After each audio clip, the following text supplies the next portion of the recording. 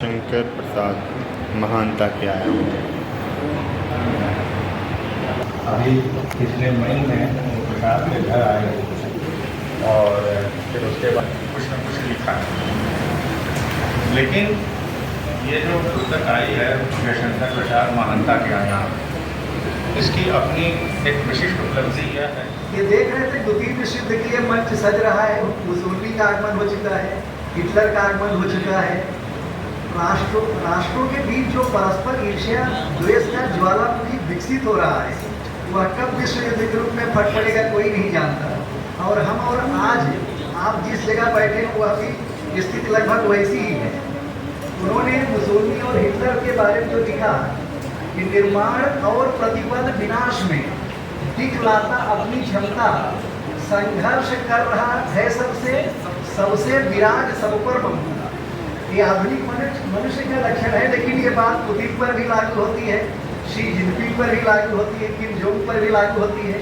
हम और आप तृतीय विश्व युद्ध के आसन्न संकट से जूझ रहे हैं कि कब ये तानाशाह की थोड़ी सी गलती जो है विश्व युद्ध का मैदान जो है सजा दे। और इसलिए एक बहुत बड़ा संकट जो चल रहा है, इसको प्रसाद ने उस समय देखा था। मित्रों, प्रसाद की कविता में विज्ञान का सर्वाधिक प्रयोग है, यहाँ तक कि आंसू में भी विज्ञान का हमने संधान किया हुआ है। अभी तक आंसू को वैयक्तिक वेदना का काव्य कहा गया था। मैंने उसमें प्रथम विश्व युद्ध से उत्पन्न विभीषिका, जलियांवाला बाग कांड और पहली पत्नी की मृत्यु, तीनों की वेदना को संश्लिष्ट रूप में किस प्रकार से आंसू की रूपायित करते हैं उसकी चर्चा की है। और वहाँ एक पंक्ति आती है कि चमकूंगा धूलि कणों में, ग्रहपथ में टकराऊंगा। इसकी मैंने वैज्ञानिक व्याख्या की। अभी तक सृष्टि के विकास की कथा थी, ब्रह्मांड में विस्फोट हुआ, उससे सृष्टि का विकास हुआ, ब्रह्मांड का विकास हुआ।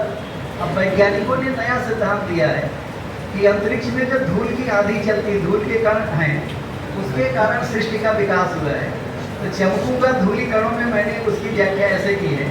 और ग्रहपथ में टकराऊंगा, जो स्पेस वार है, जो स्टार्स वार है, अंतरिक्ष युद्ध, नक्षत्र युद्ध की जो पृष्ठभूमि रची जा रही है, प्रसाद उसका भी संकेत करते हैं। हमारे यहाँ वेदों में जब शांति मंत्र रखा गया तो शांति औषधिया, अंतरिक्ष शांति की परिकल्पना की गई, अंतरिक्ष भी शांत रहे, वहाँ तक हम जाते हैं। इसी प्रकार से जब वह आधुनिक सभ्यता की विसंगतियों पर प्रहार करते हैं तो ऐसा काव्यात्मक प्रहार आपको कहीं नहीं मिलेगा।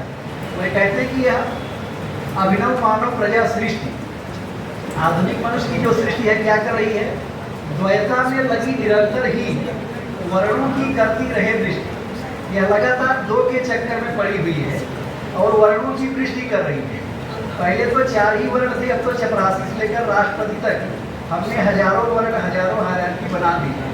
वर्णों की करती रहे दृष्टि, अनजान समस्याएं गढ़ती, अनजानी समस्याएं हम गढ़ रहे हैं, रचती है अपनी ही विनष्ट। हम लगातार अपना विनाश रच रहे हैं आधुनिक सभ्यता का।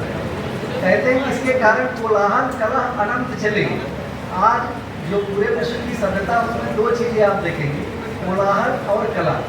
छोटी छोटी बातों पर झगड़ा और चारों तरफ शोरगुल। कोलाहल कलह अनंत चले, एकता नष्ट हो बढ़े भेद। लगातार एकता नष्ट हो रही, भेद बढ़ रहा है। अभिलषित वस्तु को दूर रहे, हम मिले अनिश्चित दुखद खेद। हम जिस वस्तु की अभिलाषा करते हैं वह तो दूर रहती है, अनचाहा दुख जो है हमें मिलता है। और कहते हैं कि सब कुछ भी हो यदि पास भरा, पर दूर रहेगी सदा तुष्ट। सब कुछ पास होने के बावजूद संतुष्टि नहीं मिलेगी। उसका कारण यह है कि मुकेश अंबानी को भी कम पड़ता है। यानी संतुष्टि जो है भीतर से आएगी, वह बाहर से आने वाली नहीं है। सब कुछ भी हो यदि पास भरा, पर दूर रहेगी सदा तुष्ट, दुख देगी यह संचित दृष्टि। यानी किस ढंग से वह आधुनिक सभ्यता की विसंगतियों पर प्रहार करते हैं। और वह देख रहे थे जब लोकतंत्र नष्ट होता है तो तानाशाही का उदय होता है। इसलिए उन्होंने वो शाप भरा तो प्रजातंत्र को भी अभिशप्त करवा दिया है। वह कभी भी जनता के लिए जनता द्वारा शासन नहीं होगा। सबसे मुश्किल काम जनता को ही अपना कार्य कराने में होता है। यानी इस स्थितियों की चर्चा उन्होंने की।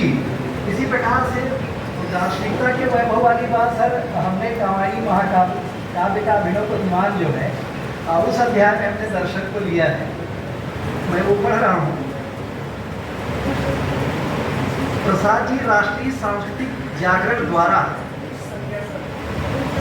चिरंतन भारतीय मूल्यों को पुरस्कृत करते हैं।